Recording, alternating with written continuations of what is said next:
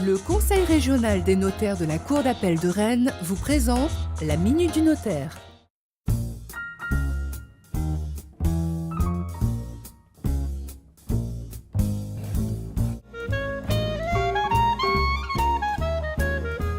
Le mariage et le Pacs offrent des droits très proches, mais des différences de taille demeurent en cas de décès de l'un des partenaires ou de l'un des époux.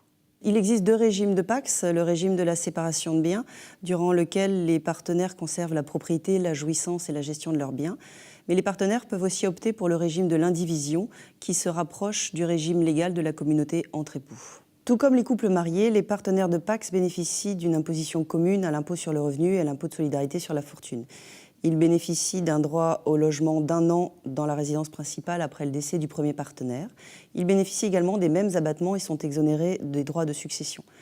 Je vous rappelle que les partenaires de Pacs ne sont pas héritiers l'un de l'autre et qu'il est nécessaire qu'ils se consentent des testaments réciproques. Contrairement au mariage, le Pacs n'offre aucune garantie en cas de séparation. Il ne sera notamment pas versé de prestations compensatoires entre les partenaires.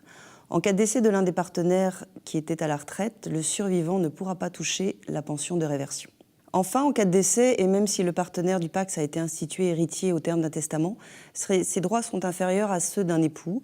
En effet, les enfants auront droit à leurs réserves et le partenaire à la quotité disponible. Pour toutes ces questions, n'hésitez pas à aller consulter votre notaire.